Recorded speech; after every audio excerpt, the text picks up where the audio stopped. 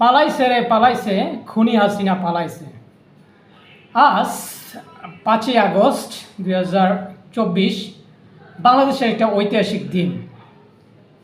একটা ইতিহাস তৈরি হয়েছে আজকে, যেটা আমাদের ছাত্র জনতা তৈরি করছে, সৃষ্টি করছে একটা নতুন বিপ্লব। আর এই নতুন বিপ্লব সৃষ্টি করার পিছনে অনেক কারণ আছে। আমরা সবসময় বলি যে ফলাফল চেঞ্জ করতে হবে, ফলাফল পরিবর্তন করতে হবে, কিন্তু আসলে ফলাফলটা সমস্যা না, সমস্যাটা হলো ফলাফলের কারণটা। ছাত্ররা আমাদেরকে সেই কারণটা ধরিয়ে দিয়েছে। যারা আমাদের এখন বর্তমানে রাষ্ট্র পরিচালনায় এতদিন পর্যন্ত যারা রাষ্ট্র পরিচালনা করতেছিলেন, তারা ম্যাক্সিমামই ভুল পথে সেই পরিচালনা করতেছিলেন। তারা আসলে ইতিহাস থেকে কখনোই শিক্ষা নেয় নাই। আমি মনে করি কখনোই ইতিহাস থেকে তারা কখনোই শিক্ষা নেয় না, মানে শিক্ষা নিতে চায় না। ইতিহাস জিনিসটা কি? ইতিহাস যদি আমি বলি যে পৃথিবীতে যত ইতিহাস আছে ঘুরে ফিরে সব কিছুর ইতিহাস সেম।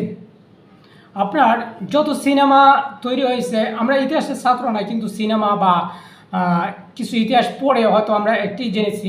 আমি যতটুকু জেনেছি, তো ইতিহাসের মূল জিনিসটা কি? একটা মূল জিনিস হইতেছে সমস্ত ইতিহাসেই কিছু জুলুমকারী থাকে এবং কিছু মানুষ অত্যাচারিত হয়। আর অত্যাচারিত যারা হয়, অত্যাচারী যারা দিন দিন ধরে অত্যাচারিত হতে থাকে, তখন তারা একটা বিপ্লব গড়ে তোলে এবং তারা বিপ্লব করে অত্যাচারীকে পরাজিত করে, তখন একটা ইতিহাস রচিত হয়। আমাদের 1971 সালে যে ঘটনাটা ঘটছে সেটা সেম জিনিস, 52তে যেটা হয়েছে সেম জিনিস, প্রত্যেকটা ইতিহাসে সেম জিনিস। কিন্তু আমাদের যারা ইতিহাসগুলো বারবার ঘটে, ইতিহাসটা আমরা অনেকেই জানি এবং ইতিহাস নিয়ে আমরা ইতিহাসের চেতনা নিয়ে কথা বলি, ইতিহাসের চেতনা দিয়ে রাজনীতি করি, কিন্তু ইতিহাসটা আসলে বোঝার চেষ্টা করি না যে আসলে ইতিহাসটা কি, মানে ইতিহাসটা কেন ঘটে। সেম জিনিসটাই ঘটছে যে বাংলাদেশে আজ একটা নতুন বিপ্লব হয়েছে।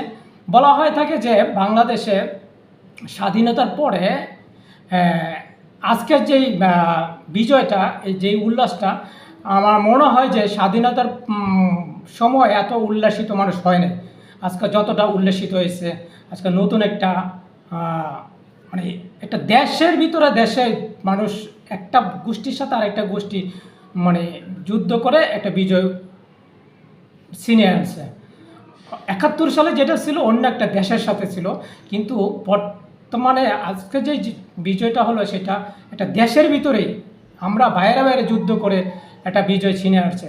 যারা দিন ধরে অত্যাচারিত করতেছিল, কিন্তু তারা ইতিহাসটা ভুলে গেছিল এবং তারাই বেশিরভাগ সময় ইতিহাসের কথাটা বলতো, কিন্তু তারা ইতিহাসটা মনে রাখেনি। আজকে প্রথম আলোতে একটা কলাম লেখছে এস সাকাওয়াত হোসেন, নির্বাচন বিশ্লেষক এবং সাবেক সামরিক কর্মকর্তা। উনি একটা কথা বলছে যে শেখ হাসিনা পালিয়ে আওয়ামী লীগকে ধ্বংস করে গেলেন।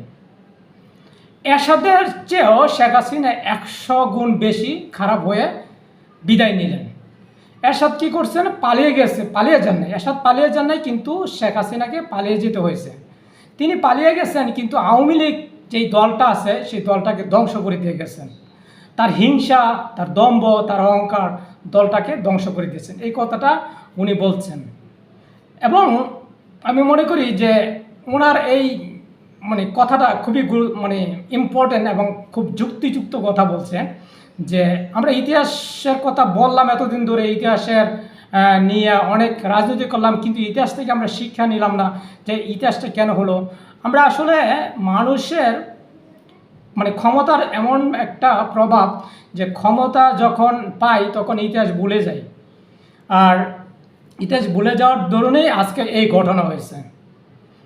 যে আজকে তার ছেলে বলতেছে যে মা আর রাজনীতি করবে না, এটা বলা হইতেছে, কিন্তু কেন করবে না? করার পথ তো রাখে নাই। আপনি এই 15 বছর ক্ষমতায় ছিলেন, 15 বছর না 30 বছর, 100 বছর আপনি ক্ষমতায় থাকেন, কিন্তু ক্ষমতার পরে যদি এই একটা অবস্থা হয়, তাহলে সেই ক্ষমতার কোনো ভ্যালু আছে? আপনি যদি এই অবস্থায় আপনাকে বিদায় নিতে হয়। তাই আমার যেই জিনিসটার আমার দুই কথা বলার ইচ্ছা ছিল আজকে ভিডিওতে। একটা কথা হলো এই যে আমরা ইতিহাস থেকে বা গল্প থেকে শিক্ষা নেই না, এইটা একটা বিষয় যে শিক্ষা না নিয়ে আমরা বারবার একই ভুল করি এবং একই জিনিস করি, এবং দিন শেষে যে আমাদের যেই চলে যাওয়া যদি এমন হয়, তাহলে এত ক্ষমতায় থেকে এত সম্মান পেয়ে কোনো লাভ নাই। দিন শেষে যদি আপনার আজকে যে বাংলাদেশে যদি হাসিনা যদি নিজে জিনিসগুলো দেখতো, তাহলে উপলব্ধি করতে পারতো যে আসলে এই জিনিসটা আমার ঠিক হয় না। এবং এটা আমাদের নেক্সটে যারা আসবে ক্ষমতায়, তাদেরকে মানে খুবই মনে রাখা দরকার যে আসলে অন্যায় করে আমি হয়তো একটা সময় খুব ক্ষমতা খুব সম্মান নিয়ে থাকতে পারবো, কিন্তু আমার যখন চলে যাব যদি এরকম অবস্থা হয়, তাহলে ওই ক্ষমতা আর ওই দাপট ওই সম্মান কোনো কাজে আসবে না। দ্বিতীয় কথা হলো, আজকে যে ছাত্ররা যেই কাজটা করছে খুবই গুরুত্বপূর্ণ একটা কাজ করছে, একটা গণবিপ্লব গড়ে তুলছে। আর এই গণবিপ্লবটা কিন্তু একদিনে হয় নাই, একটা কারণে হয় নাই। ওই যে বললাম যে আমরা ফলাফল পরিবর্তন করতে চাই, কিন্তু ফলাফলটা আসলে মানে মানে কোনো কারণ সমস্যা না, সমস্যাটা ফলাফলের কারণ। আজকে যে গণবিপ্লব হলো সেটার কিন্তু অনেকগুলো কারণ আছে। বাংলাদেশে এমন কোনো সেক্টর নাই যে দুর্নীতি ছিল না, এমন কোনো সেক্টর নাই যেখানে করাপ্টেড হয় নাই। আপনি একটা পাসপোর্ট তৈরি করতে চান, আপনাকে এটা জানেন সবাই যে পাসপোর্ট তৈরি করার সময় আপনাকে আলাদা একটা টাকা দিতে হয়। এই পাসপোর্ট থেকে শুরু করে আপনি শুধু পাসপোর্ট না, একটা শিক্ষা প্রতিষ্ঠানে স্টুডেন্ট ভর্তি করা থেকে একটা জবে চাকরি পাওয়া থেকে শুরু করতে প্রত্যেকটা ক্ষেত্রে এই জিনিসগুলো আমি মনে করি যে আগামীতে যারা ছাত্র আছে, যারা রাজনীতিতে আসবেন, এই জিনিসগুলোই বিবেচনা করে একটা সিস্টেম তৈরি করা। আমি বলতেছিলাম যে একটা যদি সিস্টেম থাকে, যেমন আমাদের বলা হয়, আমাদের বিজনেসের ক্ষেত্রে বলা হয়, যদি আপনি একটা সিস্টেম তৈরি করতে পারেন তাহলে বিজনেসটা অটো চলবে।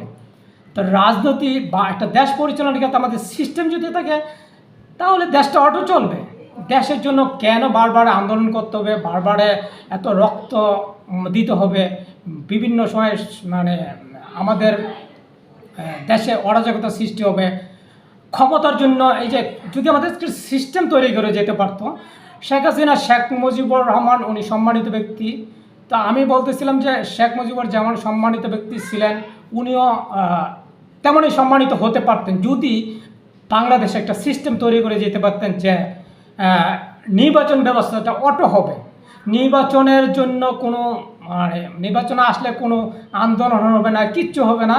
নির্বাচন আসবে, অটোমেটিক মানুষ ভোট দিবে, যে সিলেক্ট হবে সে নির্বাচিত হয়ে রাষ্ট্র পরিচালনা করবে। রাষ্ট্র পরিচালনা করার পরে সে ব্যর্থ বা তাকে বিবেচনা করবে মানুষ, আবার পরবর্তীতে তাকে ভোট দিয়ে তাকে আবার বিবেচনা করবে সে নির্বাচনে থাকবে, মানে ক্ষমতায় থাকবে না থাকবে না। এই সিস্টেমটা তৈরি করা, সিস্টেম তৈরি করতে পারলে সব কিছু ঠিক হয়ে যাবে। আর সিস্টেমটা রুট লেভেলে যদি ঠিক থাকে, আমাদের সিস্টেমটা যদি রুট লেভেলে সচিবালয় সংসদ ভবনে যদি ঠিক থাকে, পথে ঝাড়ুদার পর্যন্ত ঠিক থাকবে, অফিস আদালত যাই কিছু বলি না, সব কিছুই ঠিক হয়ে থাকবে। তাই আমি আশা করি বর্তমানে যারা ক্ষমতায় আসবেন বা যে ছাত্ররা যে আন্দোলন করতেছে, এই আন্দোলনের নামে এরকম একটা সিস্টেম আসবে, যে সিস্টেমে ফলে আর এরকম আন্দোলন করতে হবে না, দেশটা অটো চলবে। ধন্যবাদ।